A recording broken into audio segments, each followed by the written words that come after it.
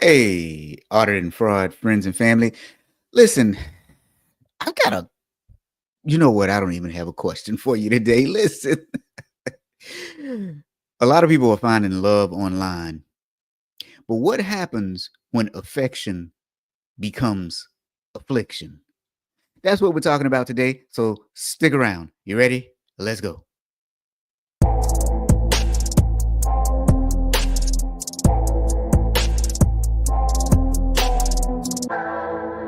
Welcome to the Friday Fraudster podcast.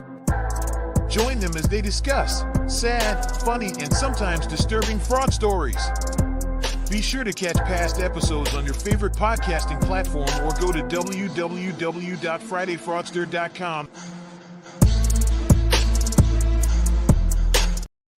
All right. So you know what? Without further delay today, we're just gonna bring them up. Bring them up.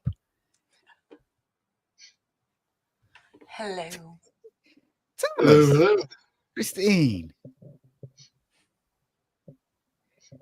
So I'm sure people have been waiting to see Christine again because Thomas and I have been boring them for the last 2 weeks. So what's been going on, Christine?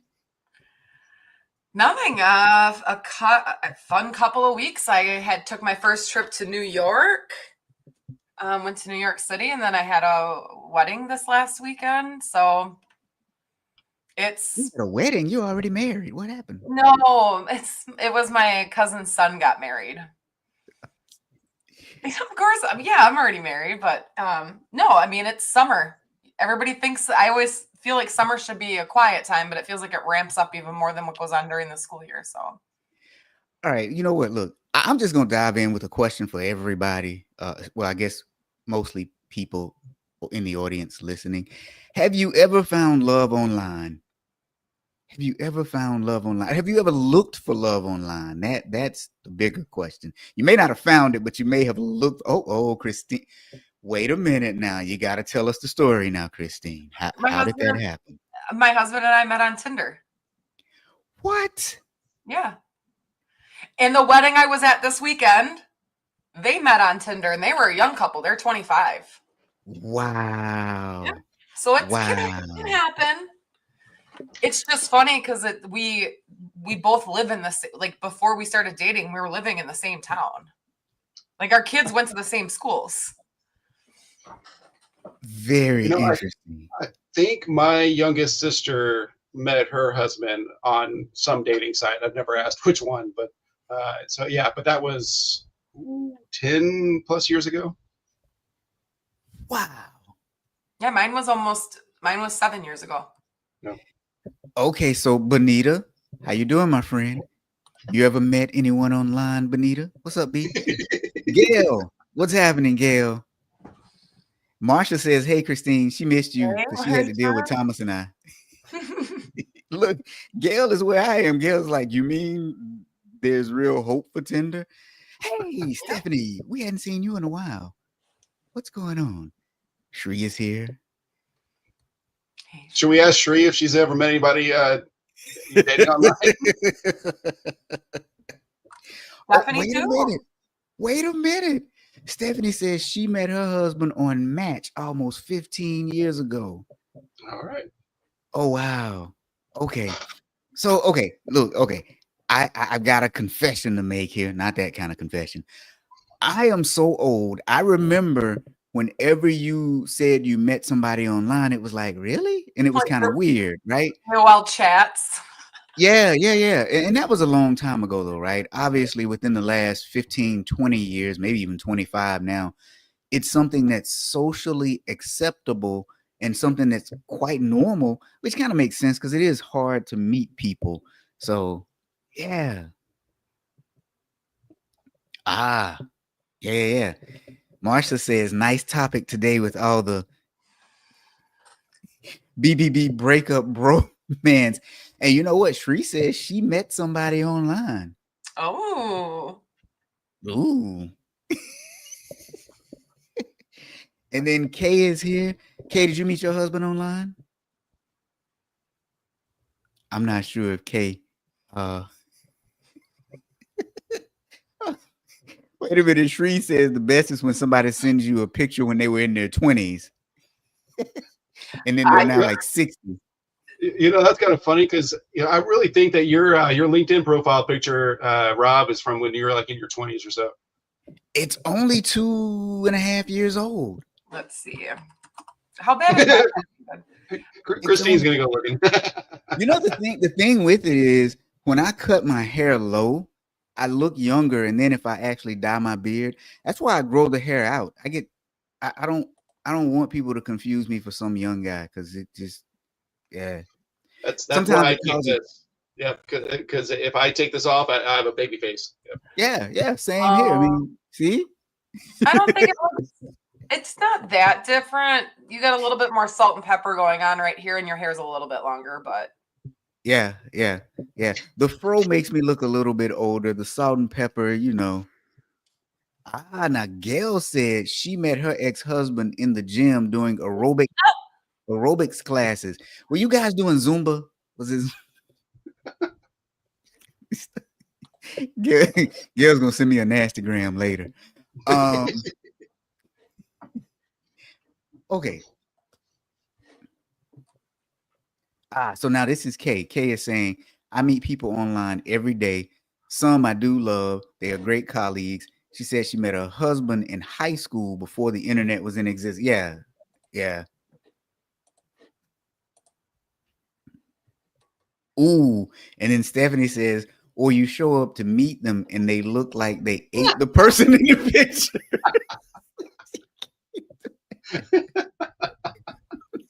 Wow. It sounds like there's some stories there.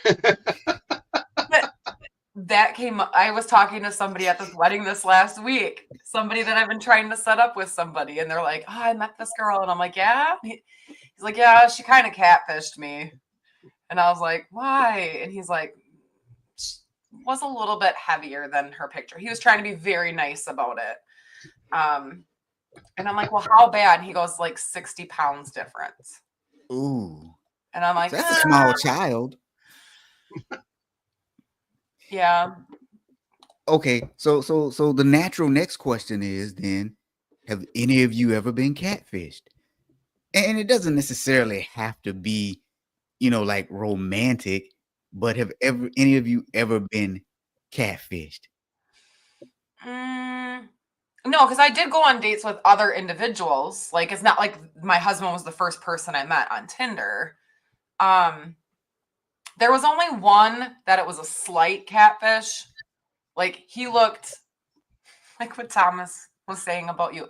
He looked like he aged 15 years compared to the pictures he had uploaded.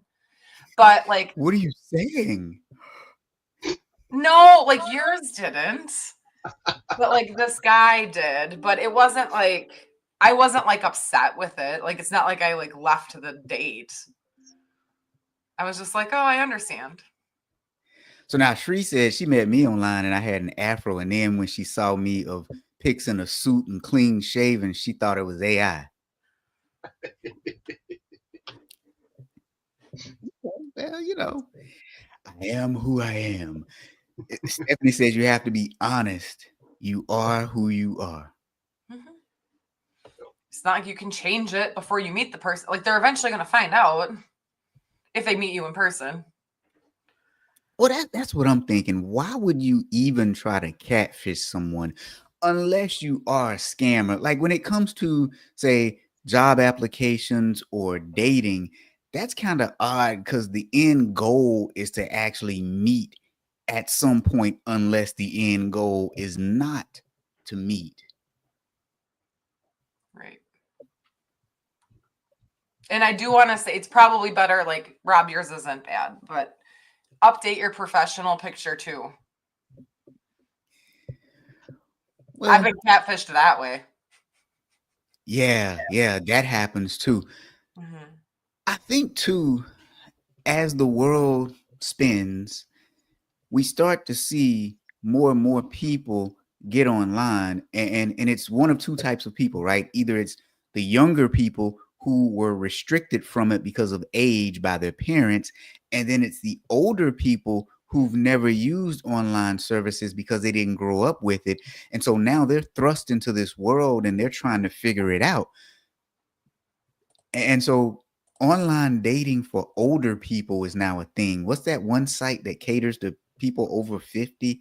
You see the commercials on like YouTube. It's it has a cool little jingle to it, but it's like, well, why would you, who? Hold on, let me see. I'll Let say me I let me don't Google remember it. that one. Let me Google it real quick. I'll tell you in just a second because I can't think of the Oh no, name. I'm Somebody. married and I'm under 50, so I don't. Trying to tell us something, Rob. Well, look, clearly I don't know what it is because I can't think of the name of it. No, I'm not trying to tell you Mhm. anything. Although I am over 50, I can tell you that much. He's Googling his It's called brain. it's called Our He's hitting that Time. bookmark. Sorry, go ahead. It's Our it's called Our Time. Oh. And it says it's online dating site for men and women over 50.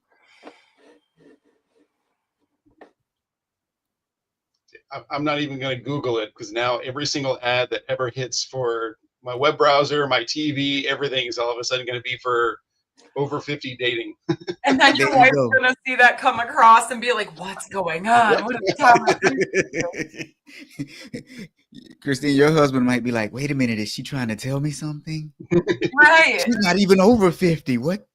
As I Google it on my computer. But wait a minute, he's over 50, so he might think that you're trying to get rid of him. He's turning 50 this Oh, year. he's turning 50. Okay. Okay. Yeah. Oh, now here we go. Stephanie says, my father-in-law met his new wife on eHarmony. There you go. So I So are guess we actually going to get to the story now? hey, this was a good setup though, because we're seeing older and older people now doing online dating. Mhm. Unfortunately, there are a lot of catfish out there. In today's story, a 76-year-old man from Camden, New Jersey, well, let's just say he joined a dating website for widowers of all things, right? I guess it's for widows and widowers, but for people who've had a spouse that is deceased. And he started on the website about 3 months after his wife's death. Like, I don't know if that's enough time to heal, right? I mean, okay, How? won't go there. He met a woman who went by the name of Dorothy Forsum. Um, the woman was 33 years old. Ooh. Red flag number one. Mm-hmm. Right. She began scamming him September of 2022. It lasted for about 3 months. And what she did, she started off small. She started asking for money for supposed emergencies, $4,000 expenses for a traffic ticket. What was she doing? Was it a DUI? I mean, we know she was lying, right? $5,500 to replace the scammer's car. And what kind of car are you getting for $5,500? Right. Then, well, let's just stop here for 1 minute. If someone called you all up and said, hey, I've had a traffic accident and I need some money, and you've just met them on a dating website, would you really send them the money? You've never even met them in person yet. Would that? Mm-mm. Nope. I mean, there would be cause to like stop talking to them. Right? Like that's just weird. Yeah, yeah. You know, I mean, okay, so let's just say I sent them the $4,000. They said thank you. I sent them the $5,500. They said thank you again. At some point, I'm thinking, when are we going to meet? Yeah. Like, When are we going to meet? Or, no, I'm not going to send you another dime. Yeah, I'd be cutting it right, off pretty quickly. right. So at no point would you expect that person to ask you for more money to secure some gold in Ghana. Couple more red flags.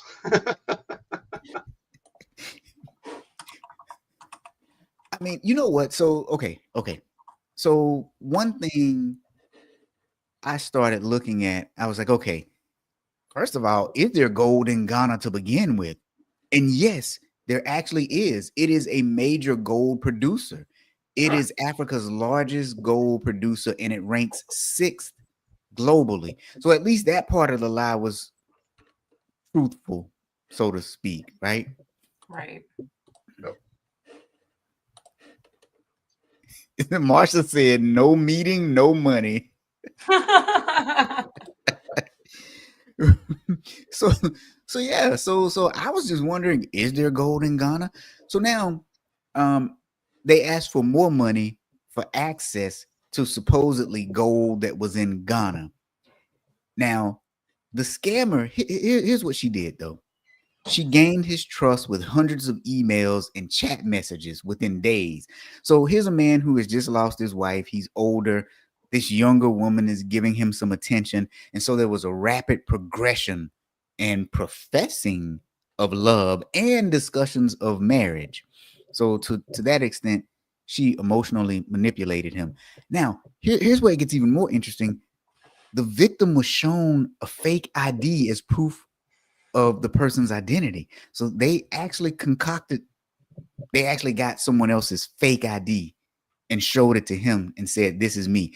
I'm thinking in the age of AI, you could have just created an AI character, but they went to the lengths of stealing someone else's ID to show it to him to say that I am a real person.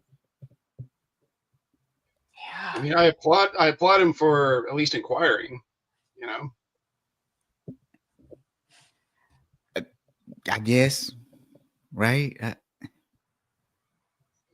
I don't know. Just seems kind of odd. Because the one thing I started thinking too, and I say this with every show like this, did he not have any kids or grandkids? And if he's exchanging that many well, yeah, I was going to say if he's exchanging that many messages, then obviously he would have been telling his kids or someone, hey, yeah, I've met somebody. But if he's exchanging that many messages, he might not have anybody that was talking to him from the family.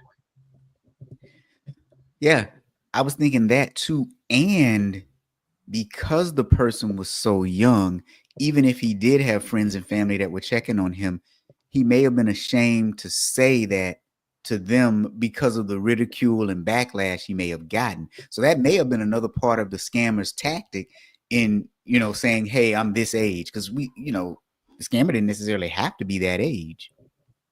True. It's psychological warfare,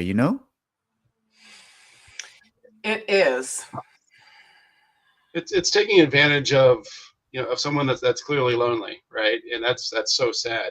And the fact that happened so quick and so short after the death of the wife, something tells me I'm guessing that the wife was it was a long process for her death or something like that. It wasn't something that just like hit. So he was probably feeling lonely before that even before the actual death is what I'm guessing. Yeah, that's what I'm thinking too, because reports say that when he sent the money in, he would send it with these nice little love notes that would say things like, I love you, I can't wait to be close to you, I can't wait to see you, and things like that. So sad. Yeah. So he ended up sending the money for the gold in Ghana. He had been promised 90% of the gold in Ghana. And the first amount he sent was like $140,000. But all in all, he eventually ended up making payments from his personal and business bank accounts worth approximately $500,000, according to federal indictment. I give the scammers credit. They went big and they went hard. They went fast. They didn't let this drag out. They really went after him quick. So I mean, you got to give them credit. They were very successful with this scam. I hate to say. Yeah, And yeah, because it was only a 3-month period of time that they did it. Oh, and Um, it makes me wonder though too, like the pressure that these scammers will put on especially elder individuals is there is different tactics. So they have this capability, this personality to pull this kind of stuff off. So it's making me wonder, they're going to sit there and put even more pressure on if he's not asking questions. Because now they're sitting here going, we're going to try to get as much as we can in the fastest amount of time. Because for them, as soon as I drain this person, if it takes me 2 months to drain him, because they're sending hundreds and hundreds of text messages and emails, once they drain him, then they can just move on to the next person. yep. Yeah, you're actually absolutely right. I noticed in the article it actually identifies him as victim number 1. So it tells me the FBI has multiple others that they're investigating right now too. Yes, there were multiple victims, and Gail said 140,000 to 500,000. What the hell? And in Barbados dollars, multiply that by 2. And so in Ghana, I think it's even more. And here's the thing. So wait, I'll get to that in just a second. Let me find it really quickly, because what they did was pretty interesting, because they had ties to New Jersey, Delray Beach, Florida, and also around the Dallas, Texas area. So the man involved in it, his name was Felix Clark. He went by Joseph Moore and Stanley Smith. He's of Keller, Texas. He actually pleaded guilty on May 6th of this year before a district judge. Now, they're saying that between June 20th and September 22nd, while a resident of Delray Beach, Florida, um, he conspired and agreed to receive the proceeds of the fraud perpetrated by a co-conspirator in Ghana and then transferred those proceeds overseas. So, over the course of the fraud, one or more of his co-conspirators went onto online dating sites using fake names and pretended to be romantic interests, and that's when they got victim number 1 in New Jersey. But when he pleaded guilty, he admitted to being responsible for $501,071 in victim losses. Then he also admitted that he attempted to obstruct justice by causing a falsified death certificate and funeral notice purporting to show the death and funeral of a family member to be submitted to the United States for the purpose of obtaining a passport. So he was trying to get out of the country, and he used someone else's information to try to get a passport.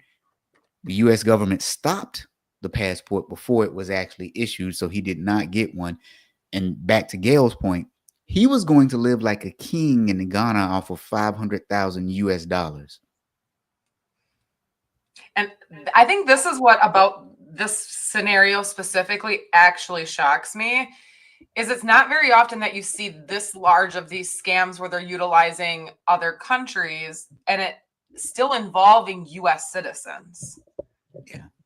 You know, because like one of my fraud investigators just reported on this, like there are tourists that get kidnapped and get put in these scenarios that they have to commit these scams or they kill them.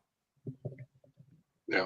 So I think that's like this was a little bit more of a shocking thing because, like you said, it's other individuals that are U.S. citizens that had a part in this. Yeah, yeah. Now, his co-conspirator, the woman, she admitted that she operated an unlicensed money transmitting business from January 2022 to June of 2023 while she was a resident in Delray Beach, Florida. She also admitted that she knowingly received checks, money orders, and electronic payments totaling $317,290 from individuals that she did not know, and that she knowingly transmitted most of the funds to other individuals, including one recipient in New Jersey, which was victim 1, and also to recipients overseas, including Ghana. She admitted that she knows that the funds she transferred, including the proceeds to the other victims, were unlawful activity and that it was fraud. Yeah.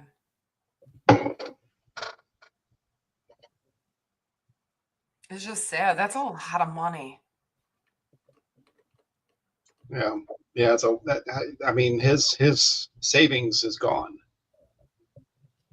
You know, I mean, he is 70. What was it? 76 years old, and now he's got the embarrassment as well as the extreme financial difficulties. Now that's tough. That's rough. Yeah. And Kay said, oh wow, she said that her mom fell for these romance scams so very hard after her dad passed.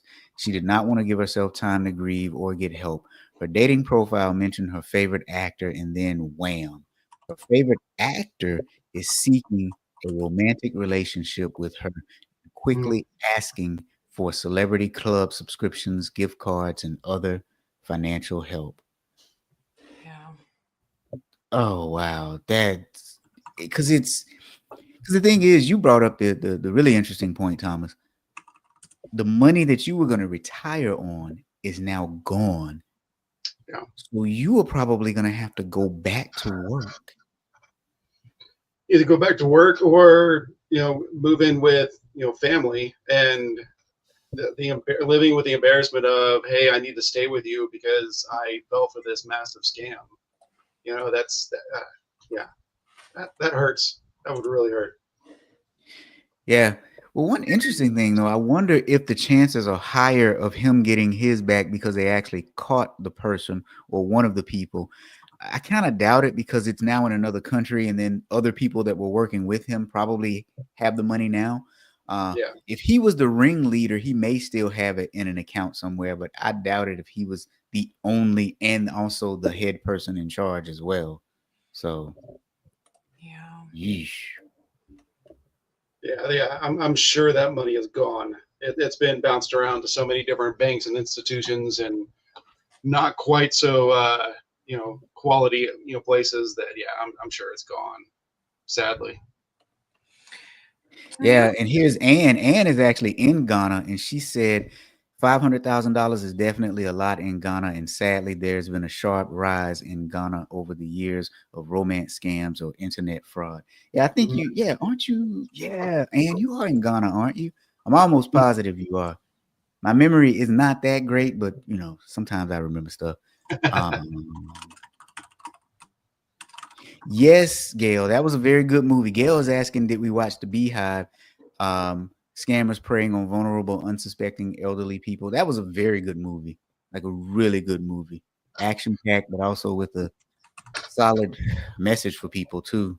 Um, I wonder, because I know sometimes movies are released in different countries under different names. I wonder if that's the same movie as The Beekeeper that came out kind of recently.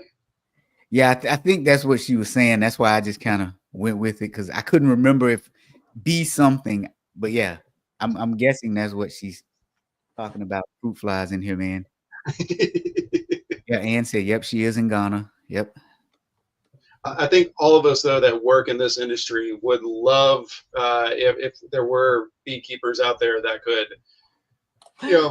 Right. visit some of these call centers and some of these scam places and do some of the stuff that, that they did in that one. Let's just say it's a very action-packed and violent movie. Oh, and I can't see who. Yeah, Gail said sorry, she had the wrong name. Yes, the beekeeper. And I can't see who made this comment because it's not showing up for me. But she said these scammers will take dating profiles in person, often friending seniors in senior living homes. Oh, wow. Wow. Oh, never mind. That was Kay. Okay, so it showed up for me over here a little late over here, but oh wow. That's real bold because the people at the nursing home facilities, like they should see this and be like, "No, we're not letting you in." You know? Right. But all your social media. I mean, I know we talk about like older individuals might have not grown up with technology, but I think we're starting to actually see that shift now that our older generation has been significantly exposed to the IT world. So we're seeing more of them taking advantage of that.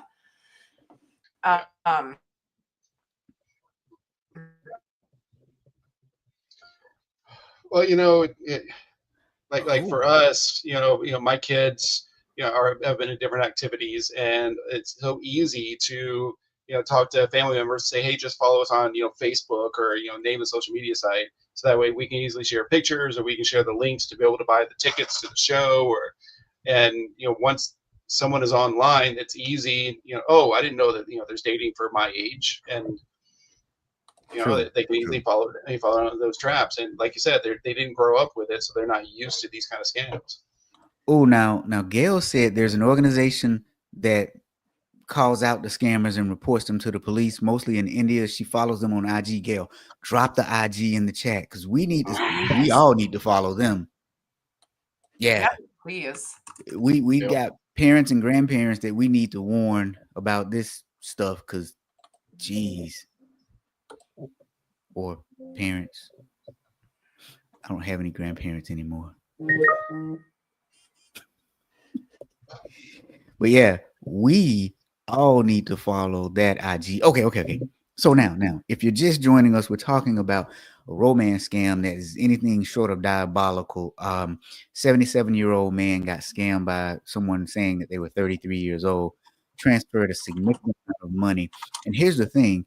They got about 500,000 from him, but he's only victim number one.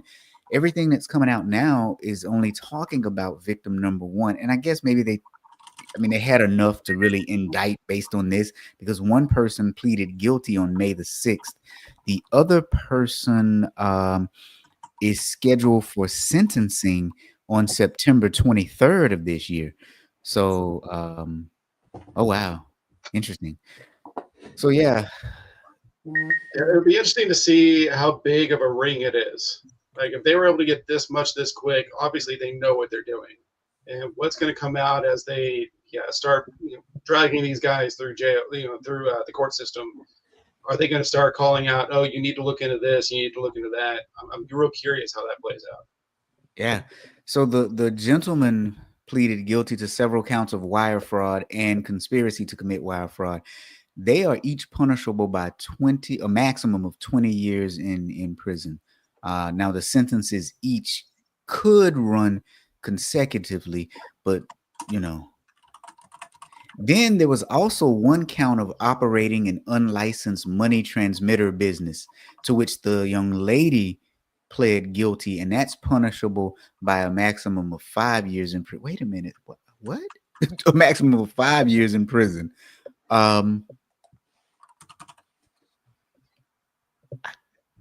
Okay. How do you even do that? Like, I've never heard of an unauthorized, money transfer business. Like, It's making me wonder if she was doing it and she wasn't registered with FinCEN. Because you have to be registered with FinCEN if you are a money transmitter. yeah. And that's kind of what I was thinking. So she had some legitimate business maybe that she turned illegitimate, or she was able to get registered with FinCEN with a completely illegitimate business, which would be a whole nother issue altogether, right? So, of course, she also, she admits that she knew that she was transferring funds, right, for illicit reasons. So she was complicit either way. yeah. So that's interesting. And Kay is saying that scammers don't always live in the senior homes; they just need to friend them, have outings with them, and then some are coached by people outside. Some are coached by outside people for money because their social security does not go far. Oh yeah, that's true. That's very true. And then Marsha is saying, what happens to checks and balances when sending funds abroad? She said she sent $50 recently, and Western Union wanted her blood type before they would send the funds. Yeah. Oh, it's a federal regulation. But it's essentially a charge for operating an unlicensed. It facilitates the transmission of funds like wire transfers, money orders without the required license or registration from the state or federal authorities. Very interesting. I'm I just think this is the first wondering time how we've you come do across that one. Yeah. Yeah, I think you're right. I think this is the first time. This is also, I think, the first time where we had kind of an international group doing the scam, but they had U.S. citizens that were also involved. That's normally it's not quite that complex. Oh, so Kay was shocked recently, but this is not, it shouldn't be shocking. She said, I recently learned that some of the crime leaders are here on U.S. soil operating from jails. Yep. I Oh, was shocked wow. to hear this. I'm not shocked. And if you guys remember during the pandemic, a lot of the PPP loan fraud was occurring from jails as well. Yeah, I was trying to remember what it was that was covered. Yeah, they were smuggling in cell phones, and they were doing the illegal PPP loans Yep. using just cell phones from prisons. You're right. Yep. And now Marcia is saying they ask you if you know the person you're sending the funds to and even encourage you to make absolutely sure you know them. I think that's just a kind-hearted person. I don't know, maybe it is a Western Union rule. Banks try to do that too if you go in, but if you do it online, then they kind of have no way. Hey, let me ask Christine, do you all have like some sort of pop-up that kind of gives warnings and says, okay, do you know these people? Make sure that you have ID'd them or done it. That'd be a cool idea. So, and there's other financial institutions that do other things. Our frontline are trained to ask questions anytime somebody. It's almost like anytime somebody comes in and asks for more than $1,000 in cash, they start asking like probing questions. But it's such a fine line because there's some people that, yeah, like I went and took $8,000 in cash out because I went and bought my daughter a car. Me coming in, I mean, my credit union knows who I am and they know what I do, of course. So they're not as worried about it. But for some of our other members, like they'd sit here and go, now, are you really purchasing a vehicle? And like at some point, when does it start getting intrusive? But these scammers are getting good. Like they tell people what exactly they need to say in order to get the money out. Yeah, and here's one that Kay is hitting on, and this is an interesting one too. Scammers are bypassing Western Union by asking for gift card numbers and PIN numbers after being purchased. So this one they get real slick because they'll say, "Go to the store and buy a gift card," and then when you buy it, they'll say, "Now I need for you to scratch off the back and tell me the numbers that are on the back. Just tell me the numbers. That's all. All I need to know are the numbers because that'll help me." And then as soon as you scratch off the numbers on the back, then the money is gone because they obviously take the gift card with the numbers on the back, authorize the purchase of something. Now this one is interesting because there's a cap, right, to the amount that you can get because most gift cards don't allow purchases above a certain amount. But so you have to really have a lot of fish hooks in the water, so to speak, with that. But it's even like I sit here and think about, because I feel like the cap is 1,000. Because that's essentially that 1,000 cap is like the differentiating if you're a money service business or not. And then there's certain things that you have to have as part of your program if you allow that sort of stuff. So purchasing over $1,000 in gift cards in a day, wiring or doing a money, what was it? Western Union. Some Western Union locations don't allow you to do more than 1,000 in a day because of those limits. But like, would that tip off Walmart or something if you came in and bought $800 or $900 worth of gift cards and then the next day you went somewhere else and bought $900 worth of gift cards? Like, I don't think Walmart would care. So I just looked it up, and if this is correct, the highest amount a gift card can hold varies depending on the type. And this is how much it could hold, not how much people would be willing to sell them to you for, though, right? Visa can hold up to 5,000, while American Express can hold up to 3,000, and Amazon gift cards can hold up to 2,000. I see Amazon says up to 5,000. Uh-oh, wait a minute, I might be wrong then. And then Best Buy says uses best efforts to limit daily purchases to $2,000. Yep, there you go. Yeah. Oh, I'm sorry. Kay said anybody else feel like they're about to lose their lunch? Yeah. No, this was a sad one. I was not happy when you sent this to me, Rob. This is not a pleasant one to go through. Look, I wasn't happy when I saw it. Well, and I feel bad because Rob sends it. I'm like, oh, this is like comes through my department all the time. Not to this excess. But the nice thing is we're also starting to track when we save our members the money and like what's been working. So we are looking at that sort of from the perspective of, was it somebody on the front line that stopped it? Was it the member stating that they realized that this was a scam because of educational materials that we put out? So we do look at it holistically, not just what's going wrong and what scams are out there, but what's working to help protect losses. So now here's Anne again, and she's in Ghana. She says, these days, they are quite complex and have connections across multiple countries as a means of covering their tracks. In Ghana, it's complex. It's a complex web, and while the banks have all kinds of controls in place to trigger inflows from foreign countries, every now and then some slip through. And the scammers are so good at grooming their victims, whereby the victims will swear the relationship is it's legitimate and provide all the CDD requirements when engaged to try to establish the nature of the relationship. Oh, wow. And it's hard because it is something, I think it's discouraging even because when these kind of things happen, some of like comments or feedback is, well, what did the bank or the credit union do? Like, what did they do to prevent this? And it's like, there is only so much that we can do. If somebody wants to take their money out and they're an adult and we can tell them until we're blue in the face that it's a scam, in all essence, we can't hold their money hostage. Now, we can let them take it out in cash. We can deny potential services. So we could sit there and say, no, we're not wiring out your money because we know it's a scam. There are certain things that you could do, but if they're like, no, I want to take $20,000 out today, we can have them sign something stating you realize that we advised you that this is a scam and that if you walk out of this money, out of this location with that cash, we can't help you get it back. Like, it's gone. Yeah, Kay says it hits too close to home right now. She'll catch us next week. We understand. We get it. 100%. I don't know if you remember. Well, one time, I think it was last year or the year before, there was a story where the victim's family was going to try and sue the bank. And the bank was like, we tried to tell her. She just wouldn't listen. Right. I need to find that one and go back and see what the outcome was.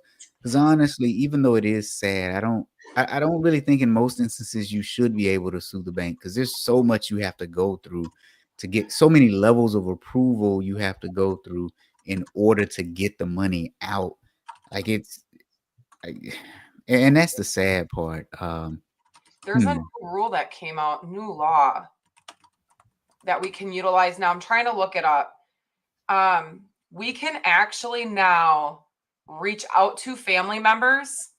Oh, that would be good. Yeah. If we feel like one of our members is being exploited or taken advantage of, and we get safe harbor acts. So let's say, for instance, we had this and we knew that so-and-so was related to so-and-so, like it's their daughter. Like, we can call the daughter and say, hey, your father's been coming in, taking out money. We think he's being taken advantage of. We can do that. I know in the state of Wisconsin, we do have the ADRC, which is Adults and Disabled Resource Centers, that we can call them, and that it can be used for any type of financial, regular abuse. And then they open up a case and they actually will talk to them, meet with them at their house.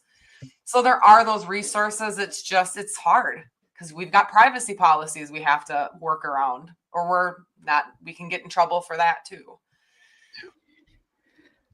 So, as we close out, I'm going to say what I say every time there's a story like this. If you have elderly people in your family, pick up the phone and call them. Call them today, call them tomorrow. Ask them how they're doing. Ask them if they've gotten any strange calls from people trying to get something from them. My grandmother would get calls all the time from people asking about me. And she's like, I'm not telling you anything about him. So she was pretty ornery about that. She passed away last year, but she was still just. And my mom gets the calls sometimes, and she'll call me, "Hey, do you know about?" And I'm like, "It's a scam." Okay. She doesn't even ask any. She doesn't ask any more questions. She just says, "Okay," and then that's about it. Um, Yes. oh wait, Marsh, is this a joke? Marsh said that service was cut by Doge. Ah, Oh, Gail said, "Yeah, let's keep our elderly people close." Yeah, yeah. well, and I know we looked at it from our perspective. So we actually created a form because it is, that's the other thing, is assuming who is related to who, unless people that we work with know these individuals. So we did create a form that we're giving members the option that they can actually list contacts like children, spouses, family members, that in the event at any time we feel something is going on with their account, they're giving us the permission to contact them as well.